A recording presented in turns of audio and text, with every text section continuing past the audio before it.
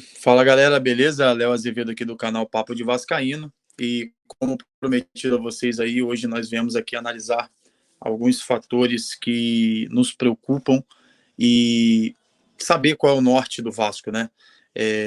Sejam muito bem-vindos aqui ao canal Papo de Vascaíno. Já te agradeço por estar assistindo esse vídeo. Se você puder, né, e quiser, estiver gostando do conteúdo, compartilhe, comente, se inscreva aqui no nosso canal.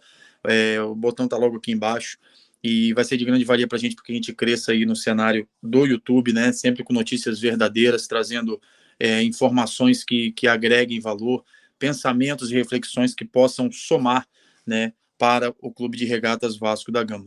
Bom, dito isso, como ontem a gente já sabe, nós tomamos uma goleada, né, para o Criciúma, e depois disso, logo em seguida, teve a saída, ou o pedido de saída do Ramon Dias, que a gente até agora não entendeu muito bem. Segundo informações do próprio Vasco da Gama, Ramon Dias pediu para sair, ainda ali comunicou os jogadores a saída dele no vestiário, e pediu para que o gerente lá de informações falasse isso, né, para o Lúcio Barbosa, porque isso não teria volta. E aí os jogadores não entenderam muito bem aquilo ali, e dali em diante, logo assim que depois ouviu, a comunicação do Vasco deveria estar ali, integrantes ali da comissão também, né, do clube ali, passaram isso para a informação e anunciaram isso nas redes sociais. Pois bem, a gente tem dois pontos nesse detalhe aí, né? A gente vê o quanto que o Vasco está bagunçado, a palavra é essa, diante dessa situação. Não ter ninguém ali para segurar o Ramon Dias e falar: Ramon, calma, tá de cabeça quente, a gente vai sentar e vai conversar. O Lúcio Barbosa não entrar em contato com ele ali. E em contrapartida, o que me deixa muito na dúvida é quem falou, né, para a comunicação do Vasco para fazer isso, quem autorizou isso. Porque o Lúcio não estava no jogo, que é o seu, né? Então, assim, quem estava no vestiário ou quem estava ali que passou informação para a comunicação colocar essa resposta do Ramon sem ter uma conversa. Isso não é uma conversa do dia para a noite, isso não foi decidido pelo diretor de futebol e muito menos pelo CEO, porque a gente está sem diretor e não tem um CEO ali também que seria o Lúcio Barbosa no vestiário. E diante desse contexto bagunçado, a gente acabou virando chacota, né, para um monte de clube aí. Tive que ver Vene Casagrande, que é um cara que eu admiro como comunicador, né, falar que o Vasco virou uma várzea, tantos outros aí falando que o Vasco está bagunçado, e a gente não tem nem como defender, porque a realidade realmente é essa. Nesse momento, e aqui eu não estou falando nem de associativo e nem de SAF, porque eu vi muita gente que apoia o associativo, que se diz torcedor vascaíno, citando nesse contexto aí o que aconteceu ontem. Tem pessoas que parecem urubus, que gostam de ver a desgraça ali e a carniça para poder se alimentar. E isso vocês não verão de mim. Vocês não verão de um torcedor do interior, mas não verão de um torcedor aqui esse momento de querer atacar a instituição por conta de tudo que tem acontecido. Falar aqui e trazer informações ou trazer aqui pensamentos, né, que nos revoltam, sim, isso é normal. Então a gente tem que começar ponderando isso. E eu começo ponderando isso pelo Ramon Dias. A gente não pode esquecer do que o Ramon fez pela gente, e são dois momentos, eu queria dividir esse momento. A chegada dele no ano passado, ali no meio do ano, ali, né, no segundo turno, a gente quase rebaixado, o Ramon consegue, com algumas peças que o Paulo Bratis trouxe também, movimentar o psicológico desse time e encaixar esse time com o Paulinho estando ali e Paí jogando também.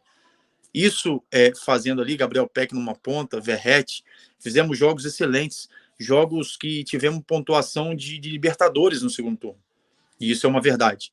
Então, Ramon, muito obrigado pelo que você fez pelo Clube de Regatas Vasco da Gama até aquele momento ali. Até hoje, como você foi demitido ou se demitiu, mas nós agradecemos a você por tudo isso aí. Isso não vai ser esquecido pela torcida vascaína, porque você disse que não vai barrar e não caímos realmente. Então, assim, confiamos em você, você fez o torcedor ter esperança. Sabemos que muito do que aconteceu esse ano, a culpa também não é sua, somente.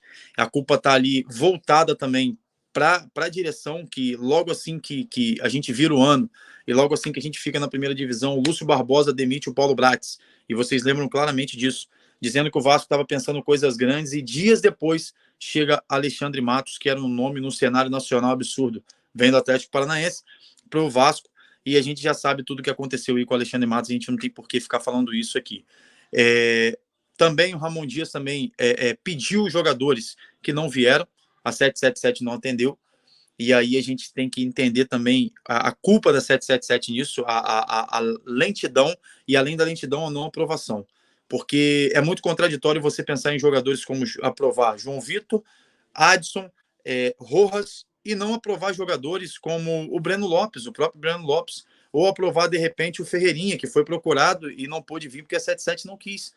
Jogadores hoje que estão, de repente, aí no cenário nacional, estourados, né? Até aquele meio-campo do Inter também, que foi deixado de lado aí, a torcida não queria, tá jogando no Bahia e jogando bem, né? Perdemos o Emmanuel Martinez pro Fortaleza, que a gente vai enfrentar na quarta-feira agora. E, sinceramente, eu não sei qual será o resultado dentro do Castelão. A gente vai pegar um time bagunçado, psicologicamente e fisicamente. O técnico do Sub-20 que vai assumir vai pegar uma bomba na mão para tentar, no mínimo, estruturar isso para poder não perder o jogo por muito lá em Fortaleza. Apesar do que eu vou torcer, vou estar aqui falando para vocês, vou estar acreditando no Vasco até o fim, porque eu acredito no Vasco. Eu acredito nessa camisa aqui, ó, que me fez ver Pedrinho, ver Juninho, ver Edmundo, ver Felipe, ver Juninho Paulista naquela virada contra o Palmeiras, como eu sempre digo isso, foi naquele momento ali que meu coração bateu mais forte pelo Vasco, porque até então eu não sabia o que era ser torcedor.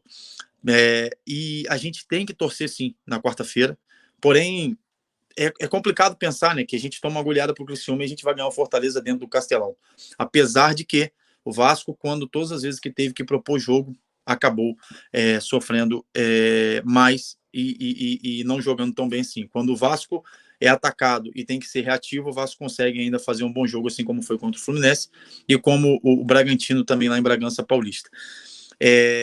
Hoje, o Ramon Dias está demitido realmente. A realidade é essa. A gente não tem o que fazer e não tem o que falar. Porém, desse ano para cá também, eu acredito que o Ramon teve muitas mudanças no time. Perdeu jogadores como o Gabriel Peck, perdeu o Marlon Gomes e não teve peça de reposição. E além disso, ele perdeu 2 jogadores da confiança dele, que era Jair e Paulinho, por lesão. Então o Vasco hoje está sem o meio campo. A gente vai trazer aqui depois uma reação aos melhores momentos, né, num próximo vídeo, para vocês assistirem. E vocês vão ver que cada lance dos melhores momentos, o Vasco está totalmente espaçado, perdido. Não existe meio campo, não existe volante, tem buracos que hoje no futebol não existe na maioria dos times. O próprio Criciúma compactou os jogos, compactou as linhas e conseguiu fazer o resultado fácil contra o Vasco. E o torcedor nisso tudo que sofre. A única esperança que eu tenho hoje no Vasco é no torcedor. É em você que está aí do outro lado, é você que se dispõe a fazer vídeos também, nos outros canais que estão aqui fazendo vídeo, nas pessoas que torcem pelo Vasco que não fazem vídeo. A nossa esperança está ainda aqui, ó, no coração vascaíno. Porque é muito difícil hoje, cara. É revoltante você hoje torcer para o Vasco e ver o que acontece dentro de casa do jeito que aconteceu. E vendo tudo isso, a gente pode analisar a trajetória do Ramon, que foi uma trajetória de 50% de efetividade. O Ramon chegou, teve algumas derrotas, outras vitórias e alguns empates. O trabalho do Ramon, em números, não foi um trabalho ruim. Mas nesse ano, perdendo para o Nova Iguaçu, fazendo o campeonato carioca até ali, naquela partida, um campeonato bom, e perdendo para o Nova Iguaçu, que era um time de Série D, cara, nada contra o Nova Iguaçu.